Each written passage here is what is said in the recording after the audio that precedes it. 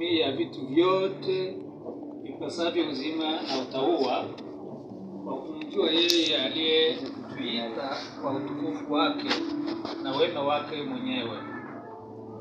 Tena kwa hayo ametukirimia ahadi kubwa mno na thamani, ili kwamba kwa hizo mpate kuwa washiriki wa tabia ya Mungu, mkiokolewa na uharibifu uliomo duniani kwa sababu ya tamaa. Na kwa sababu hiyo mkijitahidi sana kwa upande wenu katika imani yenu tieni na wema, na katika wema wenu maarifa, na katika maarifa yenu kiasi, na katika kiasi chenu saburi, na katika saburi yenu utauwa, na katika utauwa wenu upendano wa ndugu, na katika upendano wa ndugu upendo. Maana mambo hayo yakiwa kwenu na kujaa tele, yawafanye ninyi kuwa si wavivu wala si watu wasio na matunda kwa kumjua Bwana wetu Yesu Kristo. Maana yeye asiyekuwa na hayo ni kipofu, hawezi kuona vitu vilivyo mbali, amesahau kule kutakaswa dhambi zake za zamani. Kwa hiyo ndugu, jitahidini zaidi kufanya imara kuitwa kwenu na uteule wenu. Maana mkitenda hayo hamtajikwaa kamwe. Maana hivi mtaruzukiwa kwa ukarimu kuingia katika ufalme wa milele wa Bwana wetu Mwokozi wetu Yesu Kristo. Amen.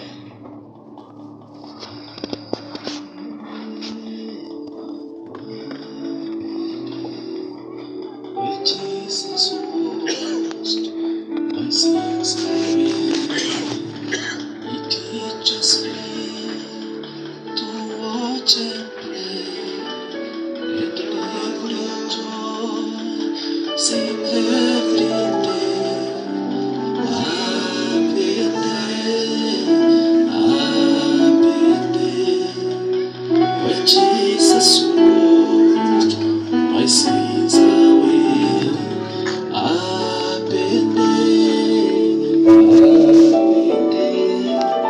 When Jesus washed my sins away, He teaches me to watch and pray, and live rejoicing every day.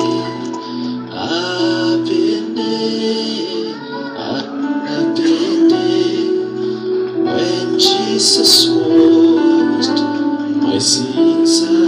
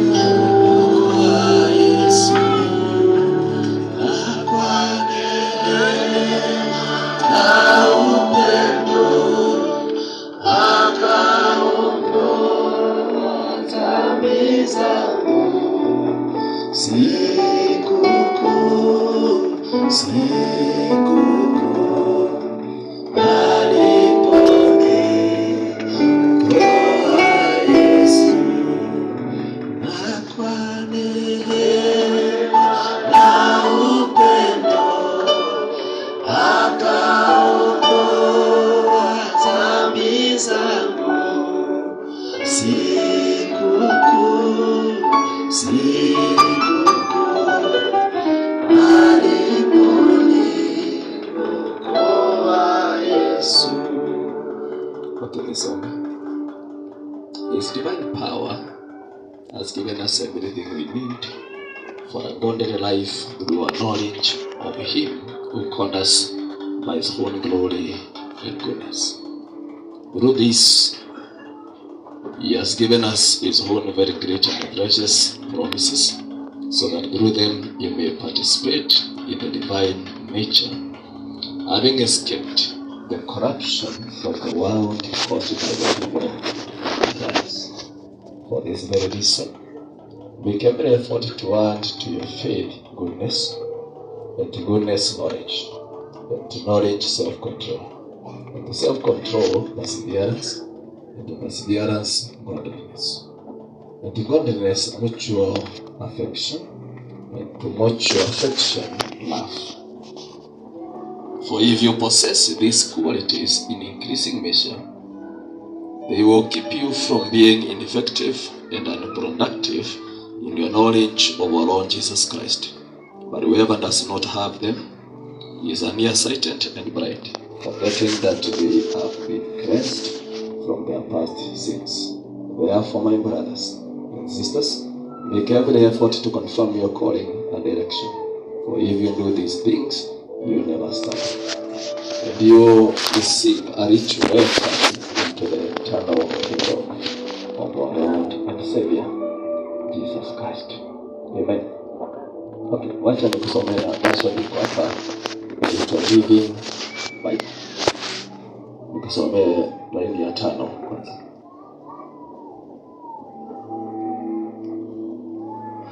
Yule atasikia Kiingereza usikie vile inasema.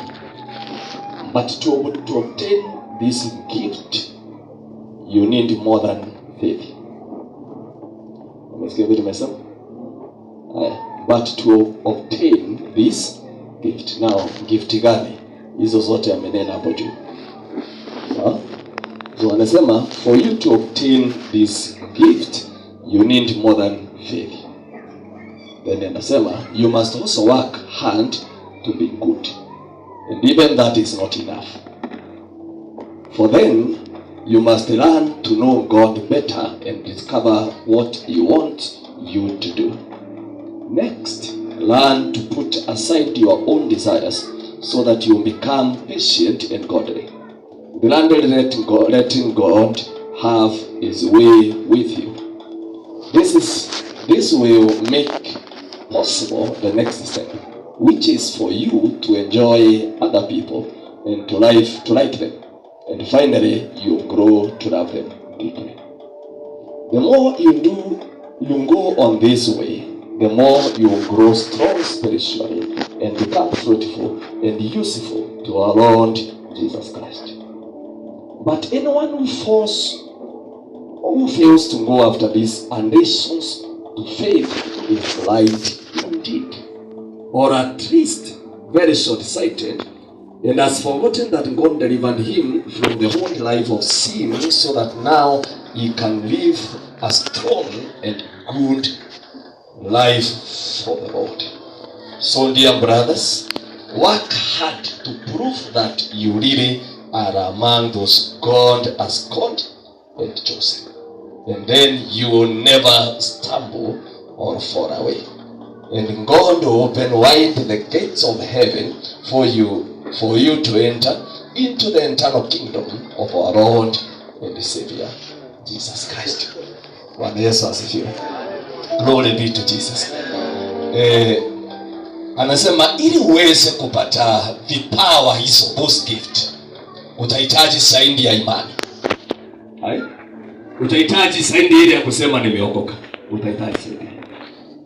Bwana Yesu asifiwe. Na anasema kwa hivyo ufanye kazi kwa bidii ili uongeze vitu hizo. Alafu kule chini anasema na mtu yule atakosa vitu hivyo vimeongezwa, the additions. Mtu huyo atakosa vitu vile vya kuongeza, ujue mtu huyo ni kipofu. Jambo la pili, hata kama si kipofu kabisa, anaona karibu. Na tena mtu huyo amesahau hata alikuwa amesamehewa dhambi zile za kitambo. Kama mtu amesahau alikuwa amesamehewa dhambi za kitambo, watu wake tu. Brother, unajua umetusaidia leo. Kama mtu amesahau, mtu alisamehewa, sawa? Lakini Petro anatuambia hata mtu yeye alisahau alikuwa amesamehewa dhambi zile za kitambo. Sasa swali langu litakuwa, mtu huyo ni nini itatendeka kwake? Kama alisahau. Ni kama ni kumaanisha ameanza kurudia pale. Okay. Maybe tuachane na hiyo. Bwana Yesu asifiwe. Turudi mahali tuliachia jana. Nilikuwa nasema ya kwamba kusudi la Yesu kuja katika dunia ni hili mwanadamu arejeshewe uzima. Halo? Bwana Yesu asifiwe. Ndio kusudi. Na mahali tulisoma alianza kwa kusema mwizi alikuja kuiba. So nikauliza swali, huyu mwizi ambaye alikuja kuiba nini? Bwana Yesu asifiwe. Kwa maana yeye alikuja kuiba. Kama alikuja kuiba, mwizi huyo alikuja kuiba nini? Amekuja kuiba uzima.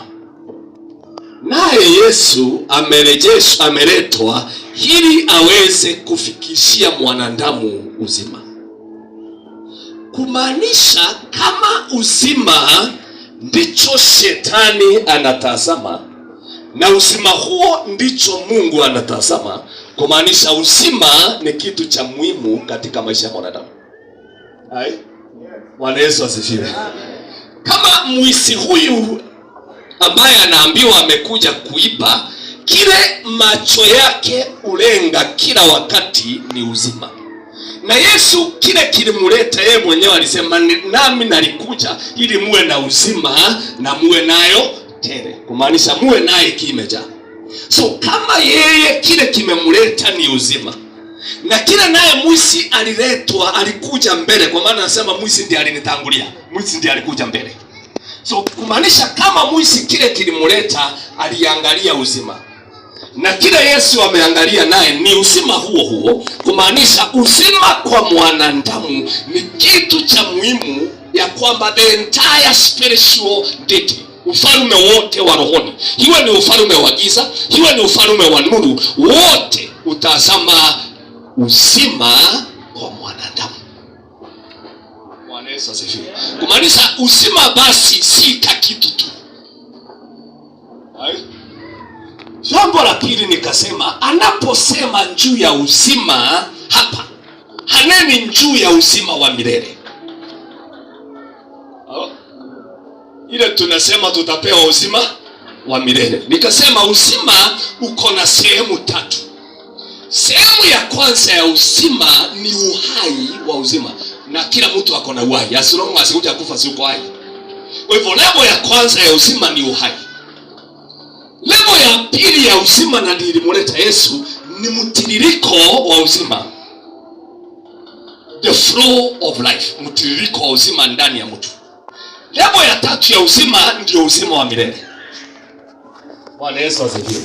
Now, kilichomuleta Yesu hapa si uzima wa milele. Kilichomuleta hapa ni mtiririko wa uzima. Halo? Bwana Yesu asifiwe.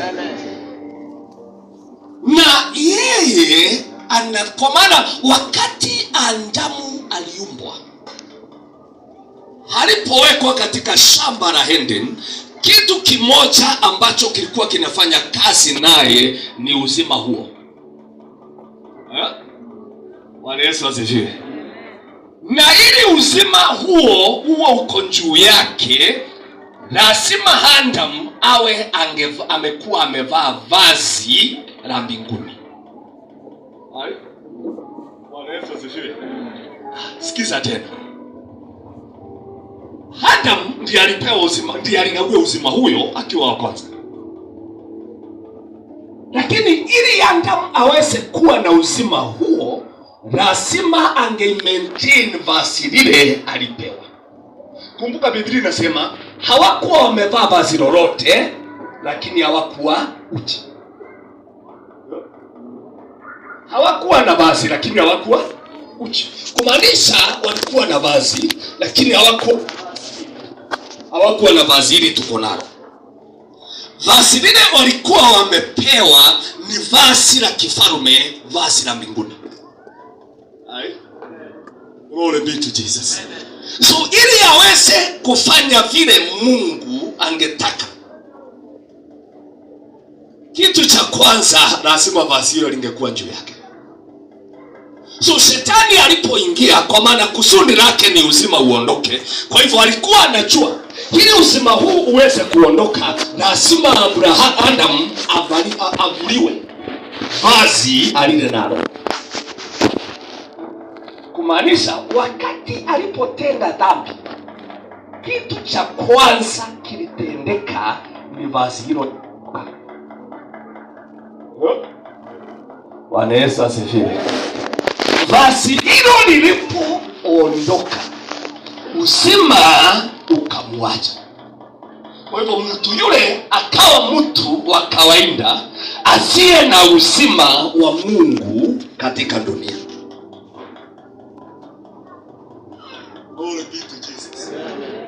Kumaanisha ili aweze kufanya kazi itabidi atoe jasho. Na tena akitoa jasho hana uhakika ya furu litani. Haoni kama atalipwa yote. Kwa sababu kama hakuna uzima, hakuna kitu cha kulinda. Kwa hivyo mtu yule alifanya kazi, akafanya kazi, na vile anafanya kazi ni kuumia, anaumia. Jambo la pili, anaipoteza dunia. Mamlaka ya dunia hana.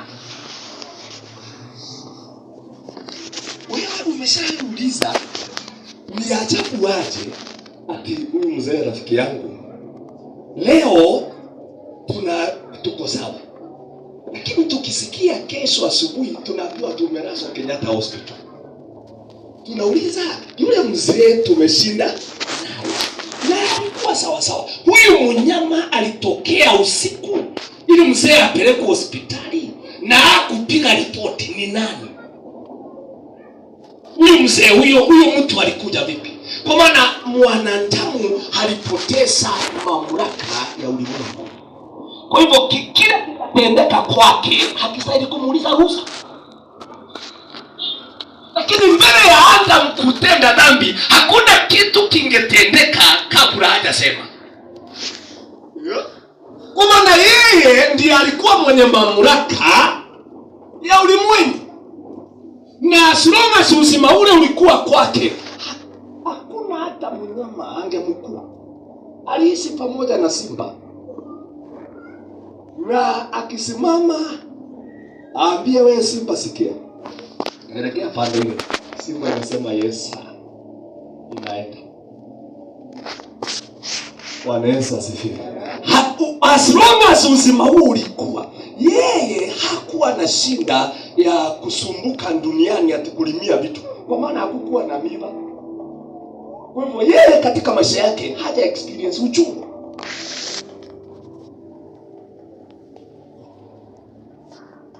Lakini leo brother, leo ati sina mamlaka ya dunia, ni kitu kinatendeka tu, ninakuta kimetendeka. Wakati Smith Wosworth aliokoka, na Smith Wosworth ni kama Jero Mutegere, kwa maana hata yeye hakuwa amesoma. Na Smith Wosworth wakati alianza kutafuta Mungu, kuna kitu kimoja alitafuta kufikia.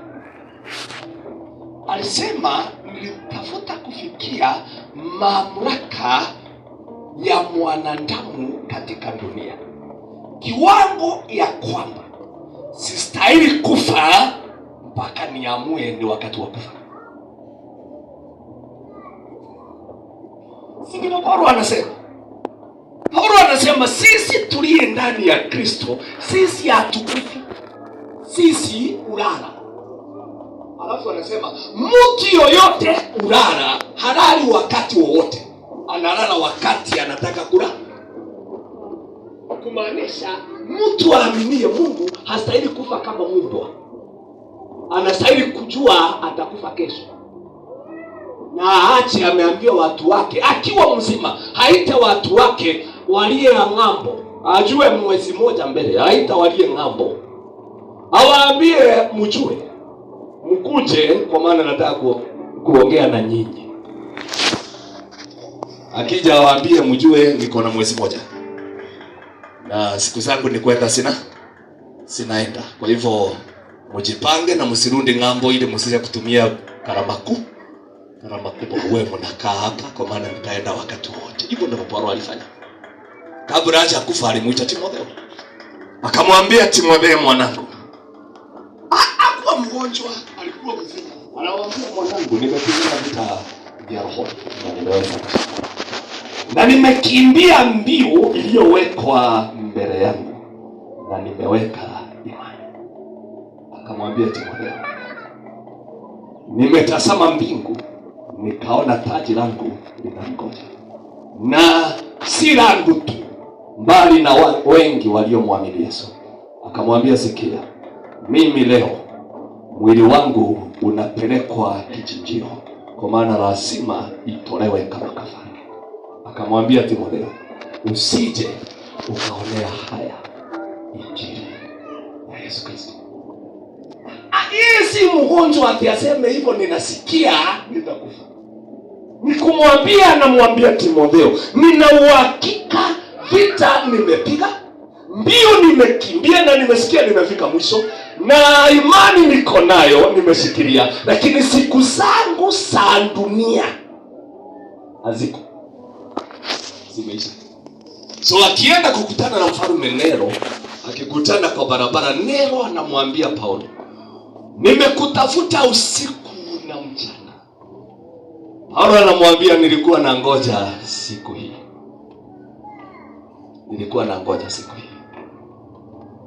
Kwa hivyo kama ulikuwa unataka kuniua vipi, kwa maana lazima nikufe hivi, kwa maana hata ni yeye mwenyewe amepeleka mwili wake slota nikachinjwa, ndiye anapeleka kichinjio nikachinjwa. Anaambiwa anachukua soka, Paulo anampea singo.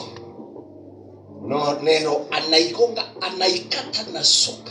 Na yeye astuki, kwa maana ulende amekimbia mbio, ameweka imani, na kila kitu amefanya kilichofanywa, na ni siku ya kuchinjwa anajua. Ukisoma Petro anasema, ndugu zangu, ni Petro ndugu yenu, ningetaka kuandikia jambo mpya, lakini Yesu ameniambia nisiwaandikie jambo mpya, kwa maana siku zangu za kuwa kwa mwili huu zimeisha. Nimepewa siku chache nimalize habari. Sasa hao ndio walifikishiwa uzima huo katika maisha yao. Haleluya. So Simini Wigglesworth alipofika mahali, akapigana. Yeye alihubiriwa na bibi yake. Bibi yake ndiye alikuwa pastor mwanzo. So siku moja Simini Wigglesworth lakini bibi yake alikuwa wale watu wa dini mingi sana. So hakuamini mambo mingi ya miujiza, lakini kanisa ilikuwa mzuri. So Simithi siku moja, Simithi alikuwa anakaa nyuma. Hata hakuwa anakaa kanisani mbele, kwa maana hata hakuwa ameokoka. Lakini siku moja akahubiriwa na bibi yake akaokoka. So siku moja akisoma Biblia, akauliza bibi yake, kuna mambo iko hapa kwa Biblia naonanga kama mtendangi. Bibi anamuuliza gani? Anamwambia, hii miujiza ninaona hapa, mbona itendwi na nini na nini? Bibi anamwambia, Mungu aliacha kutenda miujiza hiyo. Simithi akamuuliza, iliandikwa wapi imeachwa? Bibi akamwambia, wewe mzee una maswali mengi. Kwanza umeokoka jana. Utauliza pasta maswali aje? Simithi akamwambia, okay, nitatafuta. So Simithi akasikia kanisa fulani iko huko kwao, inatenda miujiza. So siku moja akatembea huko, akaona viwete kitembea, viziwi wakisikia.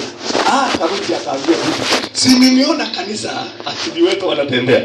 Biblia akamwambia hii mambo ya kutembea kanisa usituletee hapa.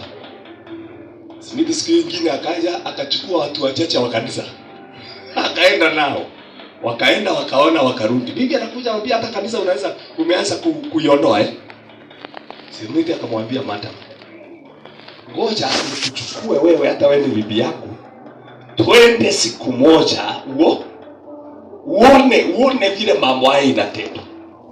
Biblia akamwambia sawa, twende. Wakaenda. Walipoenda, uwezo wa Mungu ukashuka. Sasa bibi yake akajazwa Roho Mtakatifu. Akamwambia Smith, na nasikia mzuri. Kumbe Roho Mtakatifu akijaa mtu ndipo usikia hivyo. Smith anamwambia, sina kwambia hiki huko umeishi miaka hiyo yote, mmekuwa na shida. So kutoka pale Smith akaanza kuhubiri. Lakini kusudi lake lilikuwa moja. Ninawezaje kufikia vile neno limeandikwa? Yeye kabla hajakufa alifufua watu 26. Siku moja alifufua mzee ambaye alikuwa ameombea miaka mingi, more than 6 years, na alikuwa anamuombea aokoke. So Smith siku moja, mzee alikuwa mzee sana, akasikia mzee amekufa. Smith akaenda akamwambia mzee, mimi ninaitwa Smith Gospel, na maombi yangu ninaamini mbinguni hakuna mahali pa kutupa takataka ya maombi. Kwa hivyo, kwa maana nimekuombea miaka mingi, utafanya hivi, utafufuka, uokoke, alafu ukufe. Lakini maombi yangu haiwezi potea. Aligonga mzee silabu 3. Kimwili kikaamka. Smith akamwambia, rudia nyuma yako, sema Bwana Yesu. Mzee akasema, akamwambia, sasa mzee umeokoka kufa. Mzee akakufa tena. Akaja siku moja akakuta bibi yake amekufa. Alipokuja akaambiwa bibi amekufa, akaja akakuta mahali amewekwa. Akaja akamuuliza, bibi yako, ni makosa duniani mtu kukufa na asiambie watu wake atakufa? Baki kile yeye anasema, kwa maana hicho ndicho anaamini. Anaamini hausaidi kufa mbele hujajua. Sasa akaambia bibi yake, sikia, utafufuka, na ukifikiria kukufa tena uhakikishe umeniambia. Akagonga bibi silabu. Bibi akaamka. Alipoamka, sauti ya Mungu ikamnenea.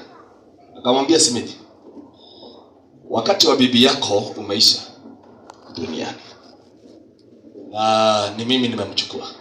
Smith anamwambia Mungu, unachukua bibi yangu aje bila kuniambia? Jambo la pili, unajua mimi sijasoma. Bibi yangu amesoma sana, na yeye ndiye anakaa akinitafsiria mambo. Nikienda kuhubiri yeye ndiye anatafsiri. Sasa umechukua mtafsiri wangu nihubiri aje? Mungu anamwambia, kwa maana wakati wake umefika, fanya hivi. Nataka umchukue, umubusu. Ukimbusu, nitachukua kilicho ndani yake nikiweke ndani yako. Na kutoka leo hautahitaji mtu mkalimani, kwa maana roho yake nitaiweka ndani yako. Lakini achilia bibi yako haje. Smith akambusu, kikawekwa. Akatazama bibi akamwambia, nilikuwa nafikiria nilipoenda kuhubiri shetani ndiye alikuja akakuchukua, lakini sauti ya Mungu imeniambia ulikuwa mbinguni. Sasa fanya hivi, enda salama, muda usio mrefu tutakutana. Ambia Mungu Smith angali anafanya kazi. Bibi akarara tena, Smith akaenda akamzika. Aliamini kiwa moyo. Na Yesu anapenda, si kusukuma. Kila mtu amwaminie afikie uzima huo. Anapenda, si ati utamlazimisha. Anapenda, it is his own will. Iko katika penzi lake ya kwamba mtu yoyote aaminie Mungu, si yule ahubirie. Kwa maana haikuwa ya wahubiri, alisema yoyote haniaminie. Halo? So yoyote aaminie alipewa sehemu hiyo ya uzima. Kwa hivyo Yesu anatarajia mtu yoyote aaminie anaweza tenda maajabu kwa jina la Yesu, kama tu anaamini. Lakini shinda ni uzima huo haukuji automatically. Sasa haikuji kwa maana umekiri. Halo? Kama inakuja kwa sababu tumeokoka, zote tungekuwa tunatenda maajabu. Yo? Bwana Yesu asifiwe. Mwangalie mwenzako, mwambie hata wewe anataka hivyo. Mtazame tena, mwambie hata wewe anataka uwe na uzima huo. Glory be to Jesus. Hata wewe hicho ndicho anatafuta. Ujenge sehemu hiyo ya uzima. Ndiye anatamani. Jana jioni niliuliza watu swali. Yesu alisema wale waaminie watafanana na mimi na watatenda yote niyatendayo. Sasa niliuliza, kama hujafanana naye na kama utendi yote aliyatenda, ni kusema alishamwamini? Ni kumaanisha umwamini? Alisema mzee, alisema yoyote atakaye niamini. Kitu cha kwanza atafanana na mimi. Kitu cha pili, chochote ninachotenda mtu huyo atafanya nini? Atatenda. Na mtu huyo atatenda zaidi ya kile nilitenda, kwa maana mimi nimeenda kwa Baba. So tuachane na hii hata zaidi. Tuachane na zaidi, tuje kwa hii alitenda. Sasa swali ni hili, kama hautendi alichotenda, ni kumaanisha au muamini?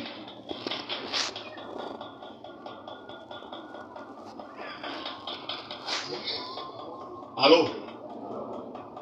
Wanaweza zifi. Ni kumaanisha umuamini? Unamwamini? Okay. Lakini si alisema ukimwamini kuna mambo utatenda. Sasa ndio nauliza, umeyatenda? Bado. Unangoja nini? Unangoja ukamilifu. Alisema utakamilika kwanza.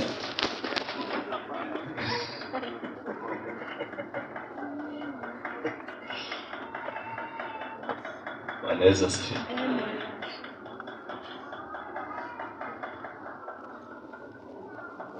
Uzima.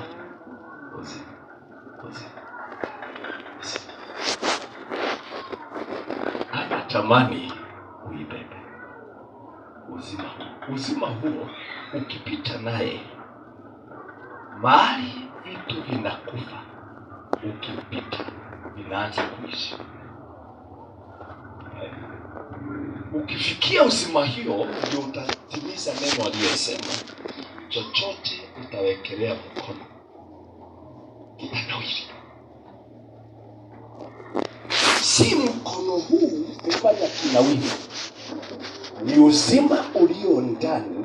Ukishaingia kwa mkono, chochote utawekelea kitanawiri.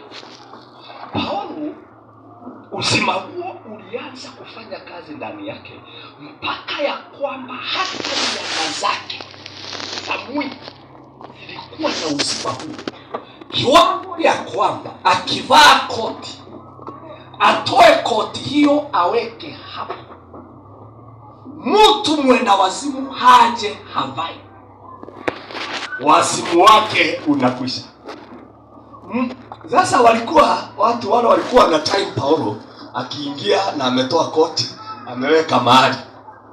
So kila mtu amebeba watu wake. Anachukua koti, anavalisha kiwete.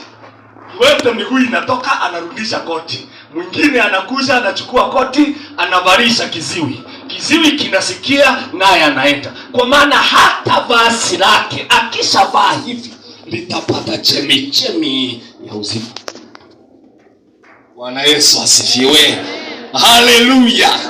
Biblia inasema mpaka ikawa watu wengi walibeba vitambaa ili Paulo aviwekelee mikono. Kwa maana akiviwekelea mikono wanapelekea wagonjwa, naye wagonjwa wanawekwa huru. Kwa nini vitambaa vilikuwa na uwezo? Ni kwa maana yeye chochote atagusa atapea uzima huu.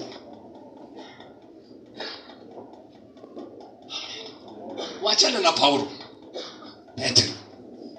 Petro uzima wake aliyekuwa naye ulivuka kwa mwili ukafikia kiburi. Shando ya kwamba neno linasema alipokuwa anaelekea hekaluni saa 9. Si saa 9 kiburi ni kirefu na kina direction ya juu.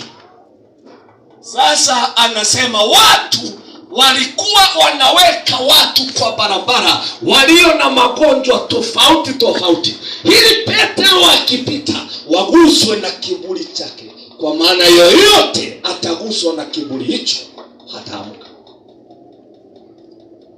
Wao hawakuja kuona Petro. Walikuwa wanajua atapitia hapa tu, akienda kanisa atapitia hapa. Sasa wanaenda kwa barabara. So unakuta street yote imewekwa watu viwete, viziwi, wenda wazimu. Na ni nini wanangoja? Petro aanze kupita.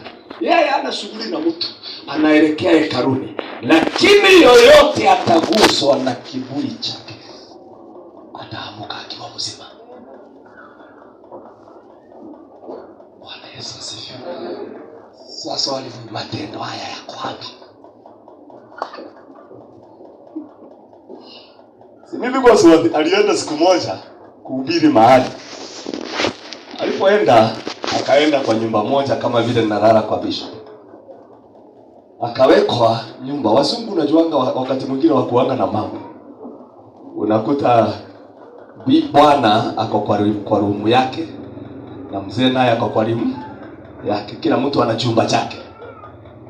Sasa mama huyu kwa maana bwana yake alikuwa mlevi sana, na alipoomba kanisa ya kwamba Simithi akalale kwake, alikuwa anatamani mzee haje waongee na Simithi. Lakini mzee aliposikia Simithi atalala kwake, akaamua kutokurudi nyumbani. Akaamua wiki hiyo atakaa nje. Lakini mama ni waajabu, alimpeleka Simithi kulala chumba cha mzee. Simithi akalala kule, akalala. Siku ya mwisho mama akaja akamwambia mtumishi wa Mungu, moyo wangu umevunjika. Anauliza kwa nini? Anamwambia nilitamani bwana yangu atakuja ukiwa hapa uongee na ili aache ulevi huu, utamuua. Simithi akamwambia mama, usisumbuke. Nilisikia ukisema hiyo kitanda nilikuwa nalala ni chake. Akamwambia ndio. Akamwambia umeona hiyo mashiti nilikuwa nimelalia isitolewe. Kwa maana chochote ninajifunika ninakiambukiza uzima. Akamwambia kwa maana mzee atatazama, atajua leo nimeenda.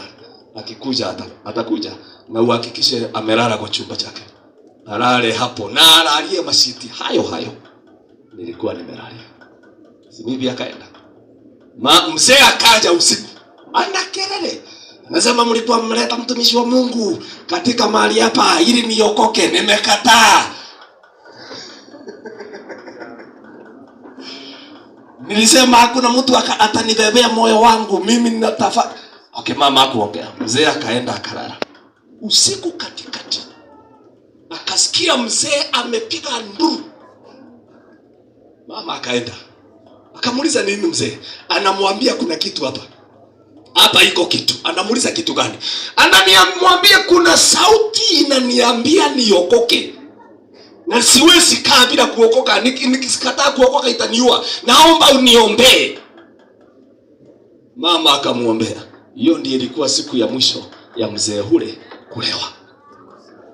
Hiyo siku aliokolewa. Kwa nini? Kwa maana katika kitanda chake palilala mzee abebaye uzima.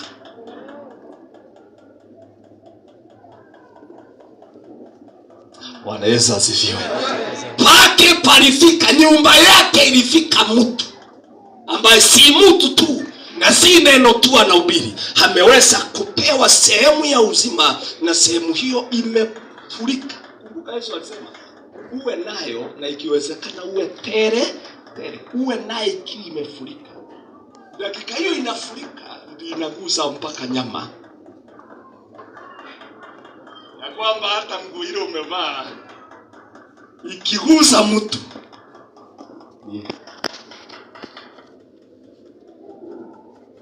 Angalia mwenzako mwambie hata wewe anataka hivyo. Yeye mtazame tena mwambie hata wewe anataka hivyo. Yeye mwangalie tena mwambie ukifikia hiyo injili itakuwa rahisi. Itakuwa rahisi. Kwa maana utasumbuka hata watu wakikuja wanataka kuombewa, utakuwa umeacha makoti mengine hapo. Yule anakuwa na shida ndugu, akifika kama huko bibi ampe koti moja, akivaa ugonjwa wake injili itakuwa rahisi sana. Mimi kwa siku moja alipanda gari ya moshi. Alipokuwa kwa ndege. Alikuwa anaenda mahali, kukaingia pandri moja wakatoleki. Pandri akaja akaketi hapa. Si kule kwa ndege kuna choo. Bila utaamka unataka kwenda choo. So pandri ako hapa, ako karibu na simiti. Anataka kwenda kujisaidia. Sasa akamtazama simiti. Akamuuliza mzee, wewe ni nani? Simiti anamuuliza kwa nini unataka kunijua? Akamwambia kutoka ukae hapa.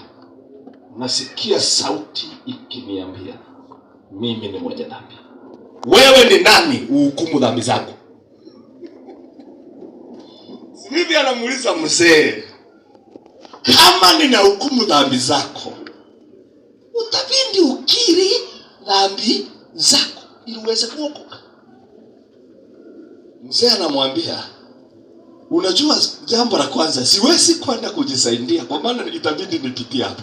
Sasa mzee akapiga magoti kwa kiti pale, akamwambia mzee, basi niombe. Simiti akamwambia kiri dhambi zako. Ni pandiri akakiri dhambi zake, akapata amani. Ili aweze kuamka akajisaidia. Aliketi kando na mtu abebaye uzima. Ndio maana Biblia inasema kila mahali Yesu alienda alitenda mema. Kwa nini alitenda mema? Kwa maana akikuja aketi mahali mlipo, hata asipoongea na mnalia, dakika 5 kicheko kinaanza. Kwa maana uzima aliye naye haiwezi kaa na kilio na huzuni. Akisha ingia hivyo tu mnalia. Aketi hata msipomjua, ataketi. Kimaliza dakika kadhaa mnasahau kilicholeta huzuni, kutoka pale mnaingia katika upendo. Bwana Yesu asifiwe.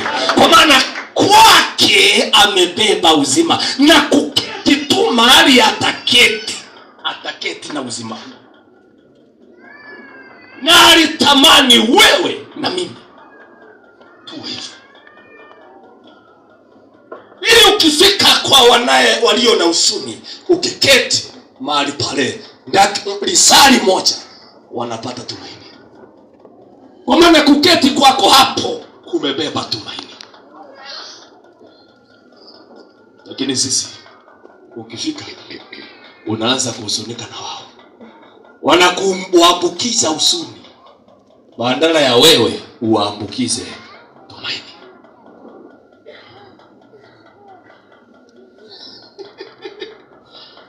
Na vile umeokoka miaka mingi. Ati miaka mingi hiyo umeokoka, uwezi ambukiza mtu kile uko nacho. Bila kuongea ni kuketi tu.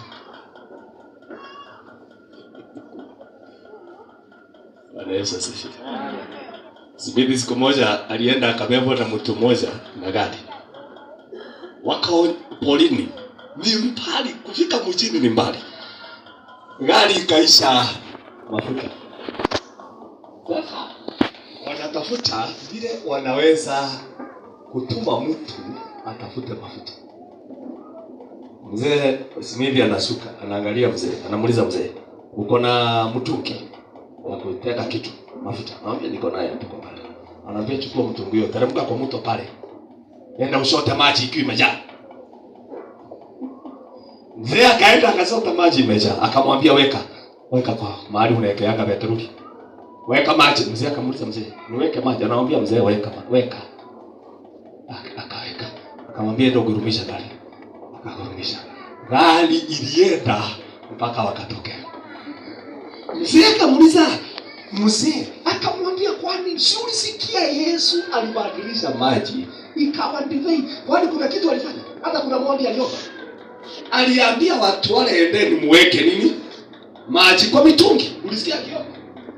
Kutoka pale walipomaliza akamwambia mkubwa, tumemaliza. Akawaambia chukueni mpelekee mgeni wa heshima maji.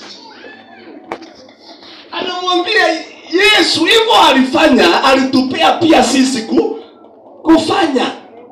Na hata yeye anajua gari haiwezi kwenda na maji, lakini mahali tuko ni mbali sana, kutahitaji imani itakayetubeba. Na ili uwe na imani hiyo, lazima uwe na sehemu ya uzima, ili usikufie jangwani.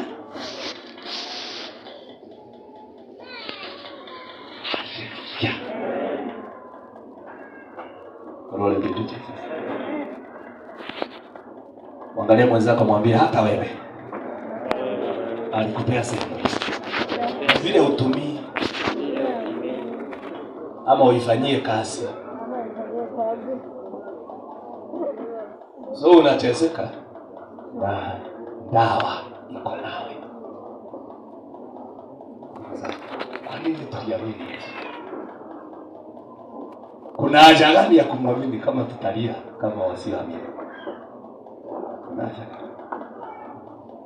Jana nilikuwa nawaambia story ya mchawi mmoja ametembea kwangu mwaka uliopita hapa tuka mwisho. Bibi yangu alikuwa na mimba, saizi ana mtoto wa miezi 9 months. Sasa siku moja usiku, mimi wakati mwingine huomba, ninaweza omba kutoka jioni mpaka saa 8 usiku, alafu naenda kuomba. Wakati ule sipangi, nikijua kesho nitaamka asubuhi sana kwenda mahali. So ninaamua badala ya kuamka usiku niombe kuanzia hapa mpaka saa 8 usiku. Niende nilale masaa kama 2 hivi ama 3, alafu niamke niende kazi. So hivyo siku hii ilikuwa hivyo. So mimi sikuamka, nilienda kulala saa 8. Saa 9:30 hivi bibi akaamka akaenda kuomba.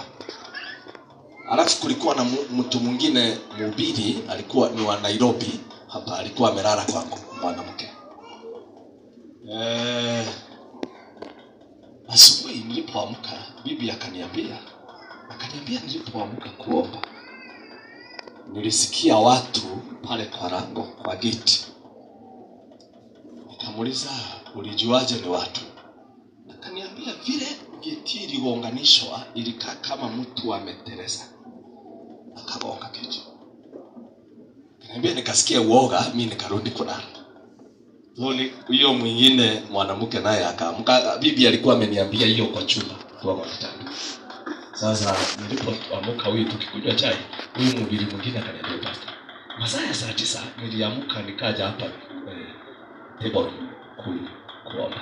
So nikiomba nikasikia watu hapo kwa gate. Niambia watu wale walifanya nisikie uoga. So nikatoka. Okay, nikamwambia sawa. Nilipotoka nikakutana na mzee mchawi. Ninakujua ni mchawi.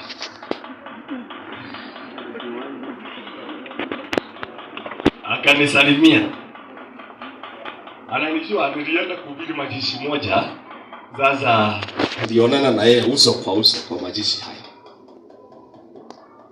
Akaniambia habari pastor. Nikamwambia mzuri sana mzee. Akaniuliza bibi yako ako na mimba? Ni mshauri. Namuuliza mimba ya bibi yangu inakuhusu nini? Anaambia pastor ninakuuliza. Okay. Kwanza akili ikaruka, bibi alisema kuna watu wanasikia kwa geti. Nikamuuliza mzee, jana usiku kulikuwa watu kwa geti yangu, unawajua? Akaniambia walikuwa. Nikauliza wangapi? Akaniambia 3. Wewe ulikuwa? Niambia sikuja pastor, sikuyeko. Unajua anajua ni mchawi. Hivyo lazima nimuulize. Nikamuuliza wewe ulikuwa? Ananiambia sikuwa. Nikamuuliza walikuwa wanataka nini? Wananiambia wanataka kaburi. Namuuliza kaburi gani? Ananiambia wanasema mwaka huu kwako kutakuwa na kaburi. Namuuliza wanasema ama mnasema? Ananiambia anyway yoyote. Nikamuuliza ni kaburi la nani? Ananiambia aidha la bibi ama la mtoto huyo kwa mtoto. Okay. Nikamuuliza halafu walipofika? Wakaniambia walipofika kuna kitu wamejaribu kufanya akakataa kuingia. Mimi ninakuanga na utaratibu wangu. Kuna wakati ninaamka usiku kama saa 6, saa 5, ninachukua kiti, ninaenda mpaka kwa ngiti. Ninaweka kiti, ninaketi kwa ngiti pale. Ni usiku ninaomba masaa 2. Nikiwa hapo kwa ngiti. Alafu ninafanya hukumu. Ananiambia wanasema walipofika walikuta neno liko hapo kwa gate. Na neno hilo limekataa mauti. Nikauliza alafu wanafanya nini? Wanaambia wametoroka, wanatafuta bila watafanya. Nikamwambia ukiwakutana nao uambie neno hilo nimeweka hapo kwa gate. Hakuna mchawi anaweza lipita. Ni neno kuu kwa maana limewekwa kwa jina la Yesu. Na ni neno kuu. Sasa bibi akaenda kujifungua. Alipoenda kujifungua, akajifungua, nikaenda siku ya kwanza, nilipofika nikakuta wako sawa na mtoto. Niliporudi siku ya 3. Niliporudi nikakuta mtoto hayuko. Nikamuuliza mtoto wako wapi? Akaniambia mtoto amepelekwa nursery. Nikamuuliza kwa nini? Ameniambia nimekosa maziwa. Nilipoangalia matiti yake inakaa kama mtu haja saa. Yaani imekauka. Haina maziwa hata kidogo. Okay, nikamwambia sawa. Nikamwambia daktari wataniruhusu niingie huko ndani. Nikaenda nikaongea na daktari, nikaangalia nikaona mtoto yuko sawa, amewekewa mipira. Nilipoingia nikaona yuko sawa. Nikamwambia sawa, nikaenda. Nikiwa narudi nikiwa kwa gari, sauti ya Mungu ikaniambia. Ikaniambia usidharau kitu hicho. Enda uombe, kuna hatari. So nikaenda nikaomba. Nilipoomba the following day nikitoka nikakutana mzee yule. Kwa barabara akaniambia pastor, bibi yako alizaa msichana. Namuuliza na hii mambo unaambiango na nani? Akaniambia pastor, mtu wa rohoni ujua mambo ya rohoni. Na hakuna kitu huwa kinapita bila yeye kujua. So si hata wewe unajua pastor. Si unajua mtu wa Mungu na ama yule Mungu yeyote unatumikia hajuangi mambo kwa watu, anajuanga huko angani. Akianza kupita. Yeye nawaambia kuna na anaambia bibi ana maziwa. Nikamuuliza maziwa ilienda wapi? Akaniambia pastor, kulikuwa na kikao juzi wakati alienda kujifungua. Naambia wazee, kuna wazee walikuja na mbuzi iko karibu kuzaa. Ikaja ikazalia katikati. So walichukua mbuzi hiyo wakaandika jina lake. Anaitangwa Charity. Wakaandika jina Charity. Wakaja mbuzi sasa ikaitwa Charity. Kutoka pale wa mbuzi ikazaa. Ikasema huyu ni mtoto na kwa maana amekataa kufa. Wakachukua titi la mbuzi wakakata. Ikamwaga maziwa pamoja na damu. Wakasema hivyo ndivyo mwanamke huyo atakuwa bila maziwa. So usiku huo nikarudi katika gate. Niliporudi nikaweka neno, nikasema aliye wangu ni wa agano la Mungu. Kwa hivyo neno lingine linayetumwa kutoka agano la kishetani halina mamlaka kwangu. Kwa hivyo walio wangu watakuwa na maziwa. Nikamaliza nikarudi. Nikifika asubuhi nikakuta mtoto ametoka. Nikamuuliza ametoka vipi? Ambia maziwa imerudi. Nikiwa ninarudi kutoka hospitali nikakutana na mzee tena kwa barabara. Akaniambia pastor, maziwa imerudi. Nikamuuliza ulijua vipi? Ananiambia usiku kumeleta shida kubwa sana. Nikamuuliza, ananiambia kuna neno uliweka, ulikuwa mahali. Nikamwambia ndio. Uliweka neno na neno lile limetuharibu sana. Sasa saisi bibi ana maziwa excess. Hata mtoto amalizi.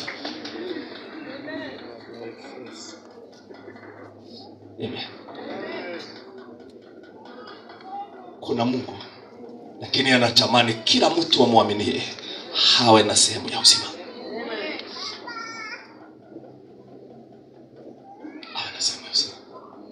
Dino, kwa nini wanasiasa wa Afrika wanafuata uganga na wafuate kanisa? Kwa maana wanaamini waganga ndio wana uwezo kuliko kanisa. Kwa hivyo Mobutu Sese Seko alikuwa na uwezo, mganga mwenyewe. Mobutu ni wale watu, Mobutu alikuwa amefika kiwango ya kuwa Mungu. Wale wanaitwa miungu, ile Biblia inaita miungu. Miungu ni watu waliovaa sura ya shetani, kiwango wakawa miungu. Kiwango Mobutu Sese Seko hangeingia katika maji haogelee pamoja na mamba, crocodiles. Na crocodiles muulize. Kwa maana hakisha ingia kwa maji, ana uwezo wa kubadilisha maisha yake ikae kama crocodile. Akianza kupita hivi, crocodile inasikia kama crocodile mwenzake na harufu ako naye kama ile. Watu hao hakuna mtu anaweza muoa kwa mamlaka mpaka Mungu aseme toka. Mungu akisha sema toka, atatoka kama anakimbizwa. Mungu asipomuonyesha kidole, hakuna mtu anaweza mtoa. Kwa maana mamlaka yake haiko kwa mtu, mamlaka yake iko katika utawala wa neno aliye naye. Na watu hao wako na methali zao. Kuna neno Mobutu nilisahau neno lake. Kuna neno alikuwa naye sijui analitamka. Kuna neno alikuwa anatamka kila wakati. Neno aje? Alikuwa anasema aje?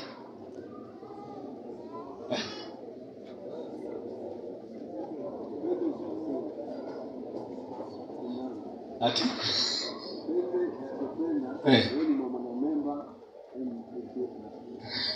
Kuna kingine alitumia kilengara hivi.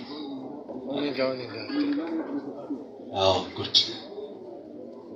Good. Inasema aje? Yule azabanga. Alikuwa analitumia sana. Hizo maneno inakuanga neno aliyepewa neno la utawala. Akiingia ajue North Kivu inamchukia. Na anaelekea eneo hilo na anajua watu watapiga kelele.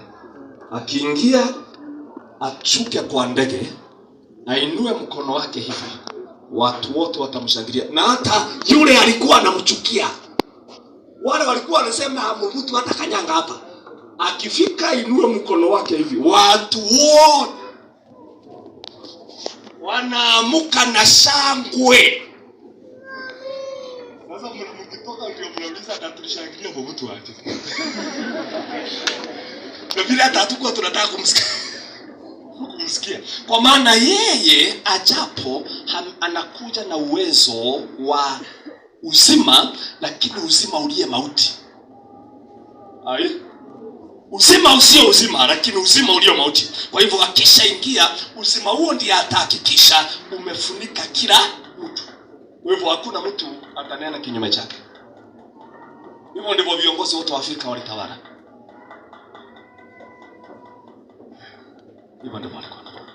Hapo mzee yetu alikuwa hivi. Yeye alikuwa anaweza kutokea kwa ukuta mlango ukiwa umefungwa. Akitaka kuingia kwako, anaingia unakuta ametoka kwako. Mlango umefungwa. Ni uwezo wa kishetani.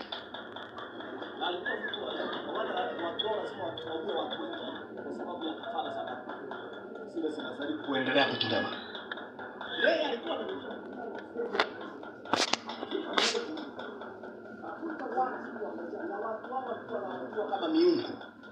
akitokea stadium imejaa, akifika mahali, kuna mahali atafika aseme mzee anataka kwenda kukojoa pale nyuma, atayarishiwe njia.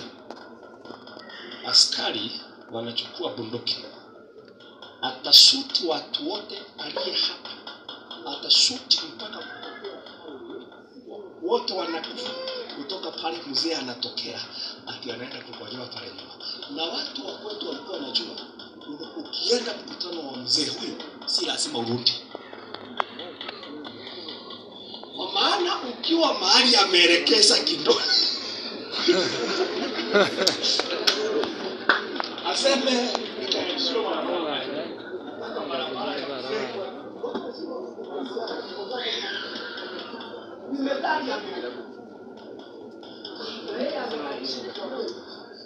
mti wa uhuru kunywa maji ya damu.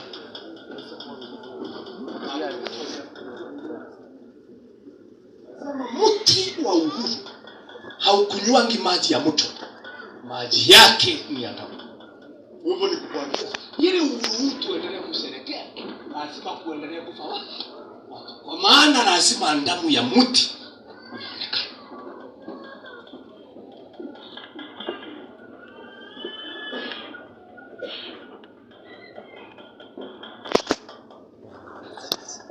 Lakini Yesu alisema wase hawa hawakuamini. Kanisa inaweza kuwa na uwezo wa kuwasaidia.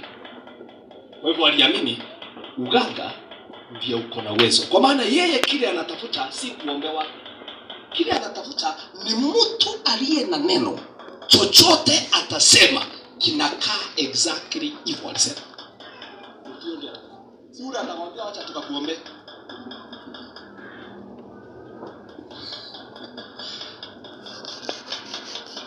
Haleluya. Si hata zamani, hata leo. Hata leo viongozi wa Afrika hawana haja na kanisa. Lakini na waganga walio wa juu sana, wao wanakaa wakiwaganga.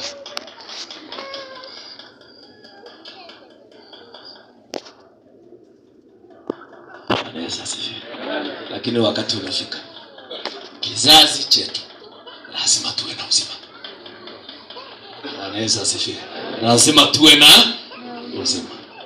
Wakati wa 2002, wakati tulikuwa tunatoa serikali ya Moi, Mungu alituambia hivi tukiwa tunaomba msituni mahali.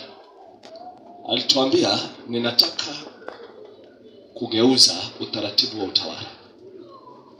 Na akatuambia ninataka mjijenge, mfike mahali mnaweza amua ni nani atakuwa rais na ni nani atakuwa. Uwe na neno lijengaye utawala. Kutoka 2002 leo ni miaka 21. Tumepigana vita. Nawaambia jana tulikuwa naye jana. Ilipofika 2012 tulikuwa tunaomba mahali ya Eldoret. Tukiwa mahali sauti ya Mungu ikaniambia hivi. Wakati huo Uhuru na Ruto hawakuwa wameshikana. Sauti ya Mungu ikaniambia nitafanya Uhuru Kenyatta rais wa Kenya miaka 10. Na Ruto nitamfanya naibu yake. Lakini wote wawili nimewapea miaka 20 na kutawala. Ndio miaka ya Uhuru 10 itakuwa na urais. Lakini ya Ruto kuingia itakuwa kazi kubwa. Lakini nitatarajia kama mtaomba. Sasa wale wandugu tulikuwa nao nikawaambia nasikia Mungu akisema Uhuru Kenyatta ndiye rais. Sasa wanauliza kwanza Ruto na Uhuru hata wasikizanangi, kwa maana wote walikuwa hawaisisi. Wote wanaenda kisi. Hakuna mtu anaongea na mwingine. Bila walishikana hakuna mtu alijua. Akawa rais. Tulipofika mwaka huu election 2022. Mtu mmoja akaniuliza, "Brother, nani rais?" Naambia kama nilivyoambia kitambo. Akaniuliza brother, akipitia wapi? Hata wewe angalia na macho. Naambia singetaka kuangalia na macho. Kwa maana ukiangalia na macho hawezi. Kuangalia na macho haya hawezi. Kwa maana hao wako kinyume wake ni wanyama wazito sana. Na hawezi pita. Kaambia lakini Mungu aliniambia Kaenda nikauliza Mungu, ni ile ulisema 2012 ama ni kingine? Sauti ananiambia ni vile vile. Nakutana na wandugu wako mbali, wananiambia pastor, unasemanga unatabiri mwaka huu, naona kama unabii wako utaanguka. Naambia mimi sitabiri kwa jina. Nikawaambia Mungu amesema. So ikibakisha wiki mbili, Mungu akatuita. Akamwambia nataka mfanye ombi, alafu mfanye a prophetic action, tendo la kinabii. Tukachukua kiti, tukaweka kando. Tulipochukua kiti tukaweka kando, Mungu akatuambia katika kiti hicho wekelea William Ruto. Okay. Imebakisha wiki moja election. Na sasa kumewaka moto na opinion polls zote zinaonyesha Raila ndiye atatawala. Sasa hata wale tuko nao wanauliza pastor, isipokuwa ni Mungu amesema hakuna vile anaweza kuwa. Tukachukua, tukaweka. Nasema sikia William Ruto, tumekufanya rais wa Kenya kwa miaka 10. Na kuna hawe mkubwa ama mdogo atakayeondoa kiti hicho. Tukamaliza. Tukangoja election. Sasa kuna watu walishindana kunipigia. Unaona aje? Naambia sina la kuona. Sina la kuona. Ni kile nilisema ndicho fai. Mimi sina la kusema. Vile Mungu alisema ndivyo kulivyo. Sasa watu aliponitangazwa, watu wananiuliza pastor, na iliwezekanaje? Namwambia my brother, sauti ya Mungu ikisema haijalishi. Yeye ndio rais wa kwanza katika Afrika kuingia kwa utawala, uongozi wote ukiwa kinyume. Ikiwa kinyume, yeye ndio Martin Fayulu. Kwa nini yako kuingia? Akiwa ameshinda. Kwa nini yako rais akiwa ameshinda? Hiyo ndio inaitwa Afrika. Kwa maana huko yule amekalia kiti akakinyu hapo kinyume na wewe. Yule Ruto ndio pekee ameingia. Aliye kwa kiti, mkuu wa jeshi, mkuu wa intelligence, mkuu wa CID, ministers wote wakiwa kinyume chake. Serikali yote ile inaitwa deep state na system ikiwa kinyume. Wewe niliona juzi Raila akisema atambue, inasema Raila itakubidi utambue. Kwa maana miaka ni ngapi? Itabidi utambue. Hata ukisema usitambue, wewe enda Jakaranda ama uende kule utaenda. Na mimi nikitoka hapa siendi nyumbani. Nikitoka hapa tuna maombi ya siku 5 kuelekea Nairobi, Mombasa na kusimamisha neno hilo la Raila. Hilo wako nalo. Kwa maana taifa la Kenya halitamwaga damu tena. Halitamwaga damu kwa ajili ya siasa. Tukiweko haiwezekani. Haiwezekani kabisa. Nikitoka jana niliambia bibi yangu kwa Wanyamulenge nimalize. Nikimaliza utaniona wiki nyingine.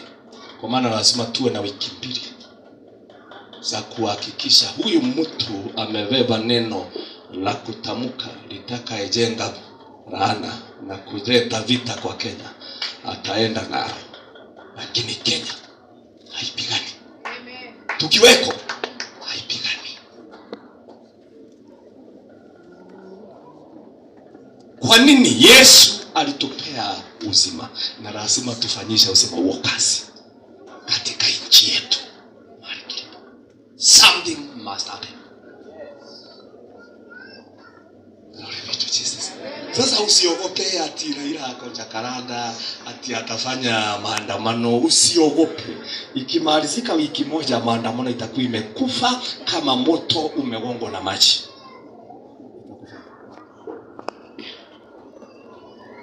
Itakufa hivyo.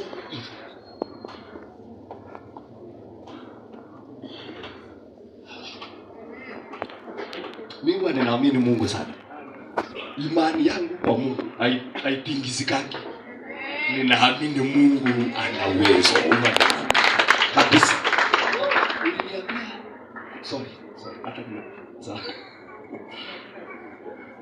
Niliambia na 45 na nini? Kwanza imepita nyingi 10. Hata nilisahau ni masaa nilikuwa nimepewa. Na sitaanza kwa maana neno lile tumesoma hatutaanza. Sasa si urudi tuanze tu. Ukienda sio utarudi ili tuweze kurudi kuanza. Kwa maana sitaanza, nilikuwa ninakurundia kile tulisema jana. So nilikuwa najaribu kujenga msingi wa jana.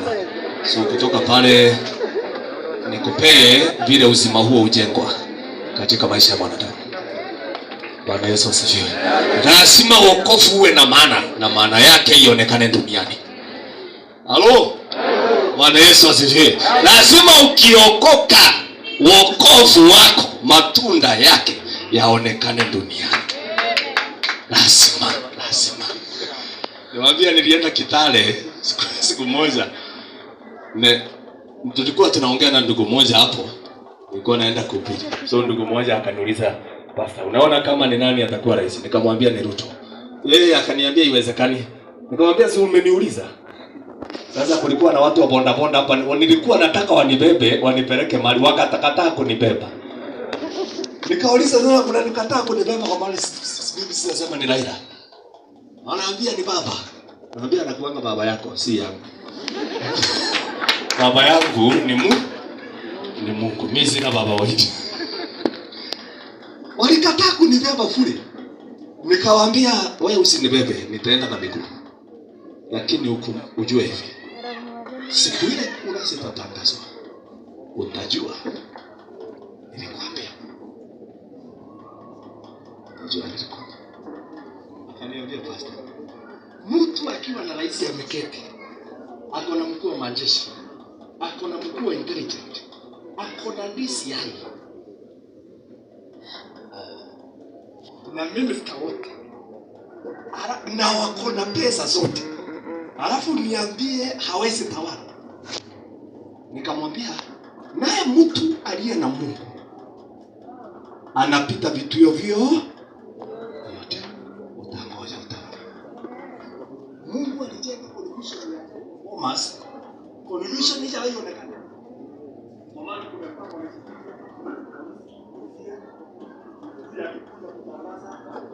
what create tension, mtu akitolewa achuka siko na askari wa aweko kwa atoroshwe apotee. Lakini sasa katika plani hiyo wakakataa kuambia kitu kimoja cha askari. Yesu. Wakati frakasi iliingia, baadaye wale walikuwa wametumwa wakakuja wale ambaye hawakuwa wanajua, wakamzunguka. Sasa wale wakikuja wakakuta amezungukwa na hao wamezunguka ni watu weze kusa. Nikatanga sawa kiangalia hata wala akatauza aliangalia kitangazo aje. Na akasikiza.